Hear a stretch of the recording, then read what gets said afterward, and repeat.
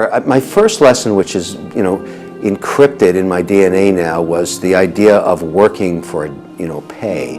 And my first job was in high school, and I got it specifically because there was a girl in my grade that I was really interested in, and she got a job at the shoe store in the mall, and I was able to get a job across in the ice cream parlor.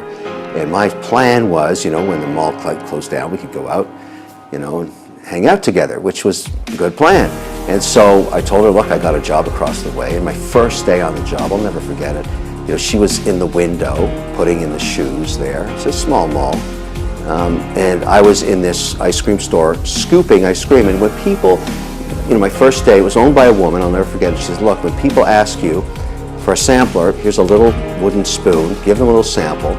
But what happens when that occurs, when people do samples, they take their gum out of their mouth and they throw it on the floor. So all day long, gum was piling up on the floor. Mexican tiles in this place. So the first day is over, and she said, you did a great job, you sold $4,000 of ice cream, whatever it was, but now you've got to finish up and you've got to take all the gum off the floor. Now, at that moment, the girl I was interested in was looking at me, waiting to see when I was going to walk out of the store. And I realized if I get down on my knees and scrape gum, I'm in trouble here. This is not a good look. I said to her, look, you hired me as a scooper, not a scraper. And she said, no, I hired you as an employee. You do whatever I say. I own this store. Whatever I say, you're going to do. And I said, I don't think so. If you want to hire somebody to take gum off the floor, that's a different job. If I'd known that, I probably wouldn't take this position. She said, how about this? You're fired. And I went, whoa, what's that mean? She said, it means you get back on your bicycle, go home, don't come back here. I'll send you for your today's pay. I was so humiliated when I got home and explained that to my mother. She said, you should have done what she asked.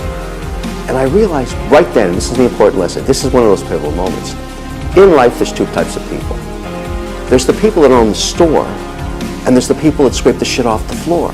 And you have to decide, which one are you? I'm not saying it's bad to be an employee, but she taught me such an important lesson. The humiliation of not controlling your own destiny is evident in that story, because that's the way I read it. I thought, this is horrible. Whatever she says I have to do, I'm not going to live my life that way. I never worked another day in my life for somebody, ever again.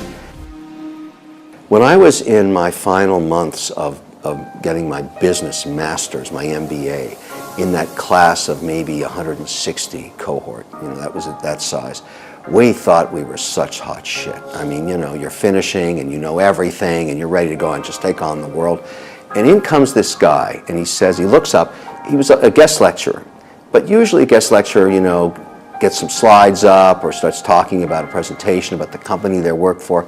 He was different. He walked in, no slides, no PowerPoint, nothing. He just walked around and looked at all of us and he said, you guys think you're so damn good, don't you? Well, when you walk out of here, the real world is going to kick the living shit out of you, and you won't know what hit you. It'll be brutal. About a third of you will be a complete failure. Another third will be spinning their wheels a decade from now, and the other third will be phenomenal successes. Too bad about the other 2/3, but I'm just telling you the truth. And I looked down at him and I thought, what an asshole. What he claimed in that presentation was that experience is very important in life, and that in fact, intuition is just experience distilled. The longer you're at something, the better your intuition is about businesses and people. And I thought, what a load of crap. Today I'm that guy. I'm that guy walking in those MBA classes at Harvard and MIT, looking at them and saying, you know nothing. And the real world's going to kick the living shit out of you. And I can't believe this has happened to me. But he was absolutely right.